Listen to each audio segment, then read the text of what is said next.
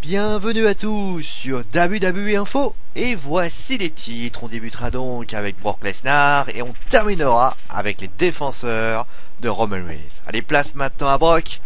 Ah, c'est sûr qu'il vous énerve, vous en avez marre de lui, il vous énerve, vous avez envie de lui dire quelque chose et de ne plus jamais de le revoir. Mais malheureusement, c'est loupé, il a reloupé puisque, eh bien, Brock Lesnar l'a annoncé sur la chaîne ESPN. Il a prolongé avec la WWE pour un salaire de 3 à 5 millions de dollars pour une durée de 3 ans. Je rappelle que les 3 à 5 millions, c'est par an, hein, c'est pas pour un mois, parce que franchement, ça coûterait beaucoup d'argent. D'ailleurs, le site WWE.com a même relayé l'information directement. Brock Lesnar a reconnu avoir eu des discussions avec la MMA, mais finalement, il a préféré rester à la WWE plutôt que de l'aller là-bas. Maintenant que son contrat est finalisé, la question que tout le monde se pose est: quel est son avenir au sein de la fédération? Eh bien, même si on ignore toujours s'il conservera la ceinture, mais au vu d'une grosse rumeur qui dit que Cena et Bryan remporteraient les titres mineurs, Roman va devoir cravacher pour être champion. La grosse idée de la WWE et surtout de le faire tourner Lesnar face au vu de la réaction de la foule à Los Angeles, à WWE. Et c'est d'ailleurs pour cette raison que Lesnar n'a pas vraiment démoli Roman durant ce show, ça serait pour adoucir son personnage.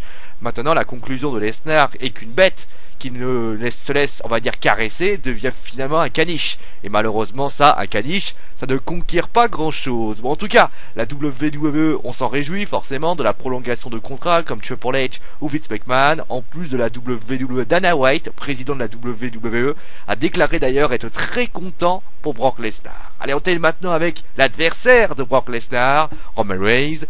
Ah, c'est pas facile, hein, c'est pas facile pour Roman en ce moment. On a beaucoup de choses qui s'y passent, on a de la rancœur, la déception, de la tristesse, voire même de la haine à son encontre. Et il est bon quand même d'avoir des défenseurs, et c'est vrai que Roman, il en a bien besoin. Et cela commence déjà par ses collègues. Et beaucoup sont d'accord pour dire que voire même accepter que Roman soit la tête d'affiche à l'avenir. Beaucoup apprécient le fait qu'il soit toujours à l'écoute, désireux d'apprendre et extrêmement sympathique. Mais il ne serait pas les seuls à penser cela. Deux autres ont également voulu défendre Roman Reigns. Le premier, bien sûr, assez logique, c'est son cousin, le Rock, qui a répondu à Chris Van Vliet.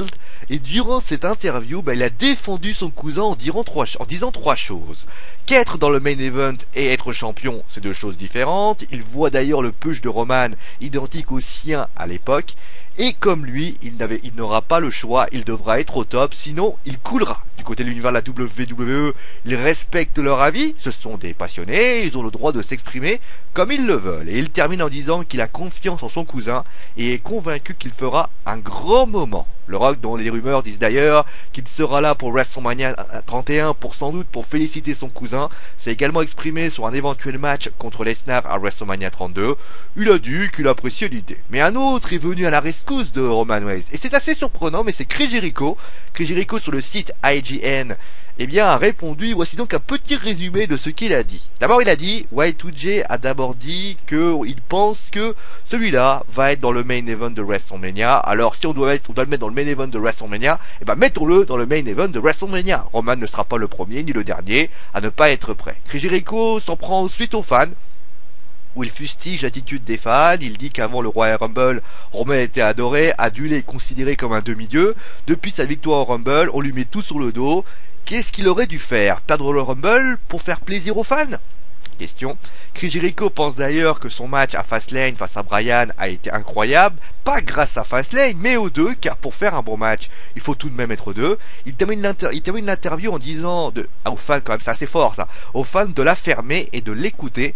Et comme le Rock, il est convaincu que les deux se sortiront un bon match et il y aura un bel happy end. Je vous laisse bien sûr seul juge des propos du Rock et de Chris Jericho. Bon allez, c'est la fin de ce WWE Info. N'oubliez pas que ce soir, ça sera donc le Wrestling Show. Spécial pronostic WrestleMania, on sera là vers 21h, 21h30. On rappelle que c'est en live, et oui en direct, vous pourrez poser toutes vos questions, interagir avec nous, et bien évidemment, être d'accord ou ne pas être d'accord, donner vos pronostics en même temps. Bon allez, on essaiera en tout cas de faire une émission à peu près de 2h, 3h, de manière à ce que vous puissiez être présent un maximum. Bon allez, prenez soin de vous, on se retrouve donc ce soir, et c'est mon dernier mot, parce que j'ai dit. Allez, ciao tout le monde!